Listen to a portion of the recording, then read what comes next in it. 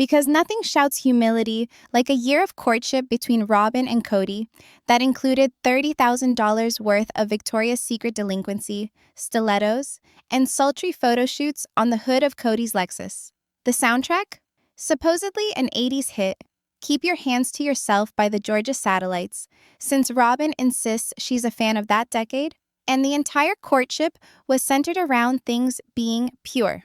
Meanwhile, Kody was commuting 5 hours each weekend, impoverished and abandoning 13 children and 3 wives to pursue this fantasy of restraint. They say stays at hotels were improbable. Yet we're talking about the same woman who got pregnant before marriage by her sister's teenage boyfriend, suddenly the poster child for chastity? That version of events doesn't quite hold. What's more believable is a relationship filled with wine, intimacy, and very few boundaries. It didn't resemble a wholesome spiritual journey. It looked and felt like a full-blown affair. The elegantly choreographed engagement photos omitted the one that spoke 1,000 words, Robyn, in stilettos, looking sultry on Kody's car. That single photo would have said it all. This relationship was not founded on trust. It was founded on looks. And then there is the infamous lip kiss. Robyn and Kody shared a kiss with Christine literally in labor, yet Robyn maintains they didn't even kiss until their wedding day. Christine confessed that witnessing them kiss prior to marriage was heartbreaking. Are we meant to think that didn't count? It's hard to make an argument for purity with a timeline that is full of inconsistencies. Even Robyn's daughter once confided that she lived with her mother during the courtship to assist in the home. 2 adults, both with past romance, spending weekends together, and were meant to think that they never touched? That strains credulity. Janelle confirmed that Kody's trips to Robyn were beginning to escalate. The other wives didn't say anything, but it's difficult to imagine that they didn't recognize what was actually happening. The truth was in the subtext: family possessions, weekend getaways, and an increasing emotional distance from the remainder of the family. And whereas the $30,000 debt wasn't entirely solved by lingerie, the imagery lingered. The heels, the pretension of demureness, the illusion of innocence, it was all part of a well-manicured make-believe. At this point, it's exhausting to watch sister wives pretend this is still a functioning family. What we're really seeing is a vanity project centered around Kody Brown. Watching him and Mary ask why Christine and Janelle keep bringing up the past is absurd. This is a reality show. Reflecting on the past is the entire premise. It's not optional. It's expected.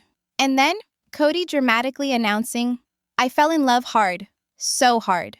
To whom is he speaking? The viewers? The exes? Himself? It sounds more like an act than a confession. And his go-to line? "It's not safe for me."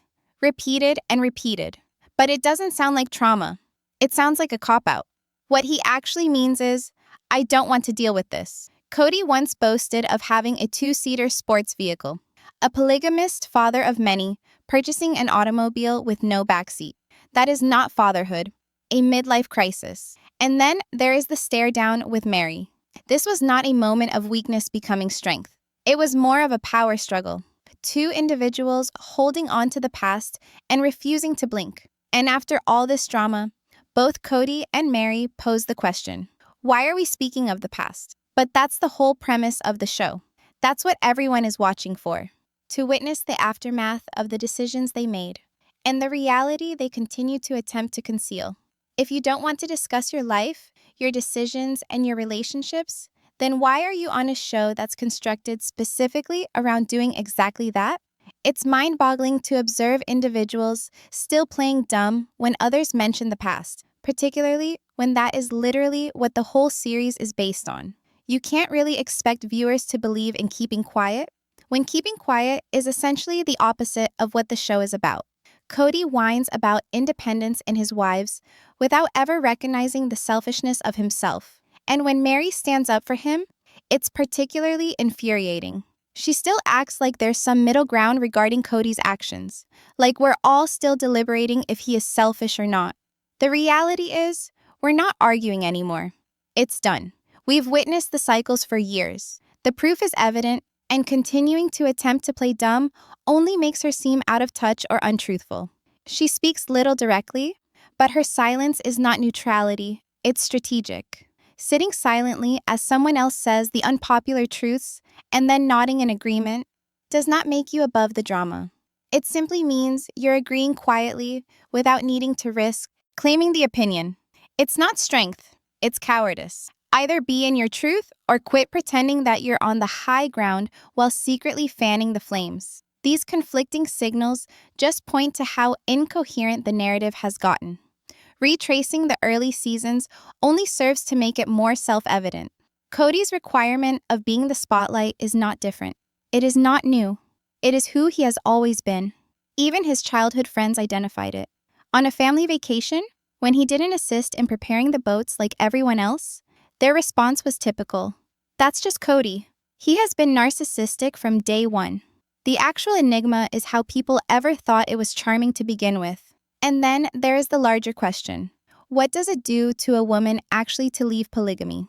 What does support look like afterwards? David, Christine's boyfriend, has demonstrated a sort of care that has been lacking in this story for a very long time. His words may not have been exactly right, but his intent was strong. He recognized something Kody never did, that polygamy can steal from women their identity, their self-confidence, and their perception of emotional and spiritual security. David's compassion is not to be denied. Contrasted with Kody, who is always playing dumb when his ex-wives share their past reflections, David listens. He's not in a rush. He gives space to Christine as she airs years of pain, abandonment, and control. And whether you support his politics or not, one thing is certain. He's a good partner. Christine and her kids are better off with him. He offers stability and emotional intelligence, something they have lacked for years. It is true that at times, personal conviction may taint how we view one's character. David may not be in harmony with everybody ideologically, but in this union, his actions speak louder than anything else. He is loving, respectful, and down to earth. Christine herself has described it as, "There's a whole new level of being loved that I didn't have before." That says it all. David also has two sisters who at one time lived in polygamy and moved away from that lifestyle decades ago. That sort of personal understanding could account for his insight and empathy. He knows the gravity of that world because he's experienced it himself. His reaction isn't about judgment. It's based on experience. As for Kody, he protests confusion. He claims not to know why Christine and Janelle constantly dwell on what's past. Deep down, though, he does. It reflects badly on him, and it's just easier to act like he's clueless than to take responsibility for the harm he's done. His so-called confusion is nothing more than unease. He's not confused, he's shirking responsibility.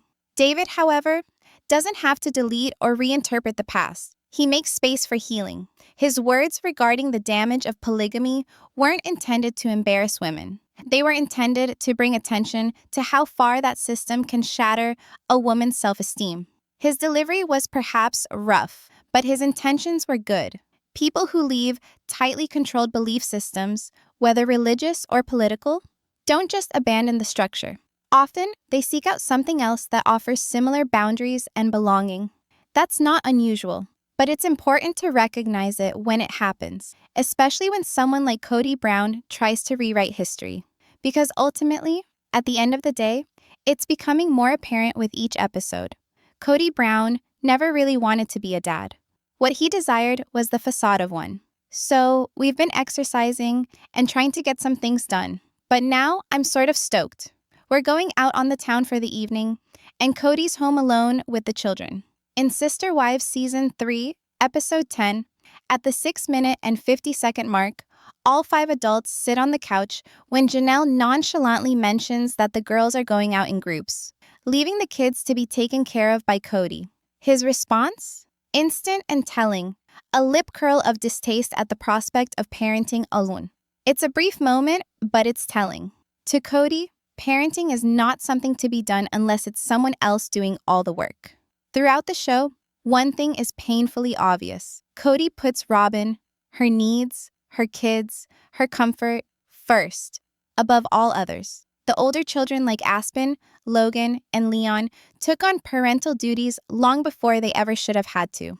Aspen and Logan didn't assist every now and then. They effectively helped raise their brothers and sisters. Leon, as well, was forced to do most of things by themselves. And in this specific episode, Madison and Aspen are once again tasked with babysitting. Kody's parenting, when it does manifest, is largely restricted to grilling, and frequently subpar grilling, and being prone to boasting about being too busy to parent, even once stating that he could simply pay someone $20 to take care of his children since his time was worth more at work. That attitude says more than poor judgment. It indicates a profound disrespect for fatherhood in general. To Kody, seeing his own kids is not real parenting. It's babysitting, and only until their mothers get back. And apparently, he still feels he should be rewarded for even that limited level of engagement. But this isn't merely individualistic behavior. It reflects the patriarchal values of the culture from which he originated. In the AUB, Apostolic United Brethren, parenting and household duties are domestic women's work. The men may now and then deal with the children, but the emotional, physical, and daily work of bringing them up hardly falls on the father. In that setup, a woman is often worth only as much as the man she is associated with. It's a structure that reinforces male dominance, dressed up in religious language, all while stripping women of autonomy and validating emotional neglect. Even after Kody started pulling away from that religious system, his actions were still held to the same underlying values: shirk responsibility, dodge accountability, and expect praise for doing the absolute minimum. It's not poor fathering. It's an entitled philosophy that expects praise as a birthright, rather than as something earned. And then there's Robyn. She doesn't merely spin the truth, she rewrites it, even when she's aware there's footage directly contradicting her. "Oh, that's not true. I remember pitching in too," she laughs, folding away a memory that Christine and Janelle both recall quite differently. And not just their word, it's on tape. When one person's account of what happened disagrees with two others, and there's actual footage, it's not difficult to discern who's twisting the truth. Consider the camping trip, for instance. Robyn was straightforwardly caught lounging and applying makeup as everyone else was setting up and hustling. Afterwards, she denies that any of it occurred. And curiously, when Robyn's account doesn't pan out, producers tend to omit the standard flashback footage that works so well with everyone else. Why? That's the actual enigma. Most reality shows use editing to allow the public to make up their minds about who's lying. But when it's Robyn, the tape goes strangely quiet. What's baffling is how often Robyn lies about events that were literally filmed. It's like she's forgotten that the entire premise of this show is to document real life. Gaslighting only works when there's no proof, but on Sister Wives, there's usually plenty. And still, she carries on, rewriting history like the cameras were never rolling. Hunter called it out once on camera in so many words. And then there's the moment with the luggage rack. Robyn verifies that Kody gave it to her, something so tone-deaf that it almost seemed calculated, as if intended to stir up Christine. And Christine naturally saw it precisely for what it was. It wasn't about a luggage rack. It was symbolic of something much more profound, a deep-seated cycle in which Kody always chooses his own wants, particularly where Robyn is concerned. He remembered waking up to yelling one time as his sister and her sister wife argued over whose stereo was superior. That vignette, bizarre as it sounds, previewed the dynamics of his own home. Competition, imbalance, and seething resentments kept just below the surface. Consider the optics. Kody zooming around in a flashy two-seater convertible while his enormous family is forced to cram into elderly, unreliable cars. One picture tells you more about his priorities than 100 interviews ever could. It's not simply carelessness, it's detachment. And when you add in the selective editing, the framing of Robyn's narrative, the evaded responsibility, it's hard not to ask yourself, is there some behind-the-scenes drive to preserve her reputation? But no matter how curated the footage may seem, there's one undeniable truth. The camera never lies, and the audience remembers. No one's buying this rewritten version of events when the original is already available in full HD. Tired of watching Robyn cry her way out of every conflict? You're not alone, and you're not imagining it. Season 19 finally peels back the layers to reveal the Robyn Brown we've been waiting to see for nearly 2 decades. The tears? Gone. At least mostly. What's left is unexpectedly compelling, though not in the way she might hope. Her emotional breakdowns have been replaced by smug quips and sarcasm. Lines like "moo" and "I get the luggage rack" mark a strange new chapter. Less martyr, more self-satisfied monarch ruling over a falling empire. And for once, she's not crying. She's enjoying the flames all going up with just short of sly pleasure. What's most interesting isn't so much the change in tone, but the change in emotional control. The woman who used to break down at even the softest question now appears to be completely in control, so long as she's on offense. That alone is interesting. It makes one wonder, were all of those emotional breakdowns real, or were they deliberate? Meanwhile, Kody remains to circle around her like a wayward moon. He is candid about the fact that there is a huge gulf between Robyn's children and the rest of his children. He claims they all miss Robyn's children. That language is strange, but telling. His emotional attachment to the kids that he shares with Robyn is clear, but his connection to the others continues to wilt. The dynamic is clear as glass. Robyn is in charge, and Kody is happy to give up to her, whatever the price. Suppose that the fourth wife was really interested in unity. The whole narrative could have been different. Rather, Robyn's arrival signaled a shift, a change that witnessed Kody becoming more closed, more guarded, and more emotionally inaccessible to the rest of the clan. And after affection was made conditional, everything else started to crumble. Any dissenting view, no matter how uttered with sensitivity, was greeted as hostility. You weren't merely incorrect, you were labeled a bully. That's a dysfunctional family pattern in which one partner withdraws the other from emotional coalitions. It's not only dysfunctional, it's hurtful. And although Robyn might have swapped tears for sarcasm, the duplicity hasn't been lost. "We did not want our family to be separated," she insists. But that statement sounds phony when accompanied by her acidic, condescending tone and stage-managed rendition of events. Robyn and Kody now function near synchronously. If Robyn asserts it, Kody believes it. If she does, he echoes it. The dynamic is so snug, it's computer-like and horrifyingly creepy. We even witness it when Kody uncomfortably fumbles through half-truths regarding their initial relationship. He will not admit to their complete premarital intimacy, holding on to the illusion of spiritual purity. But the attempt to depict their relationship as some sort of ideal, church-sanctioned courtship is not only failing, it's an insult. It values fantasy over authenticity, image over fact. And though the sobbing ceased, the emotional manipulation persists. Now it's sarcasm disguised as smarmy disinterest, with Kody retreating into pouty silence at her side. The tone has shifted, but not the dysfunction.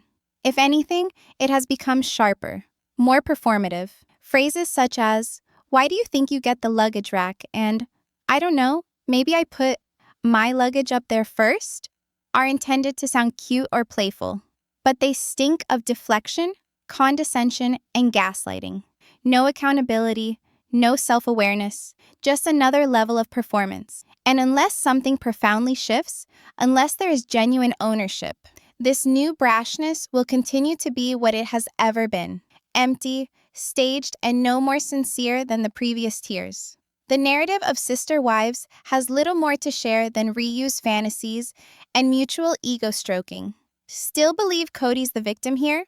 Let's examine more closely the true reality behind this so-called reality show.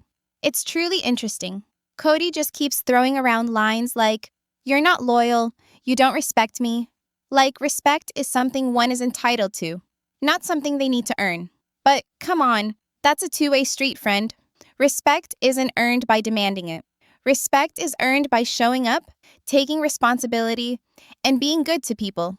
3 things Kody seems to have trouble with on a regular basis. Recently, particularly in recent episodes, Kody can't help but complain that the first 3 wives won't stop talking about him and must move on.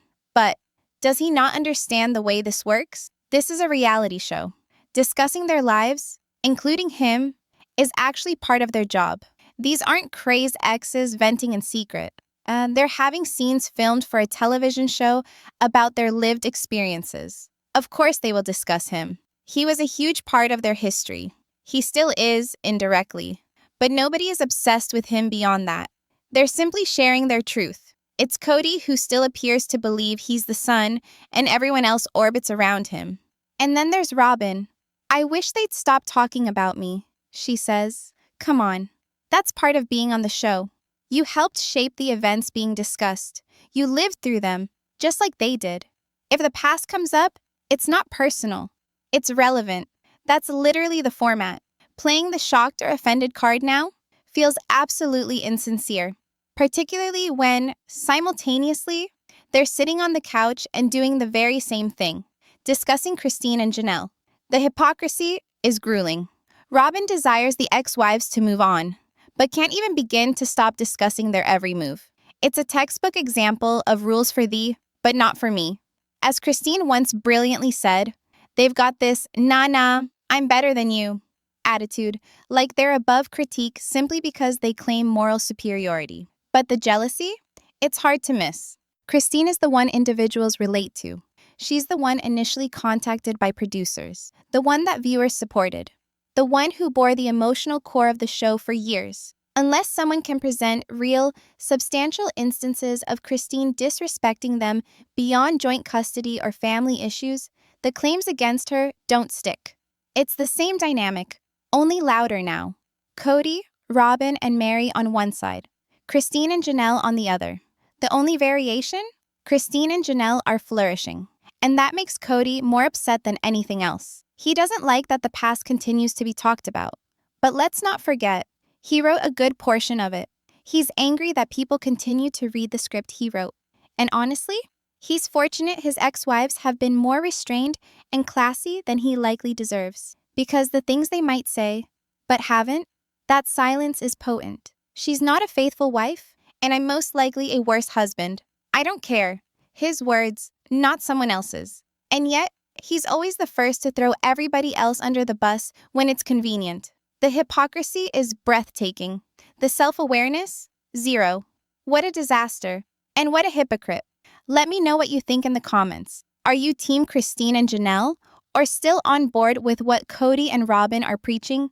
Don't forget to like that button and subscribe for more deconstructions like this. I'll catch you in the next one. Take care, and lots of love to you all.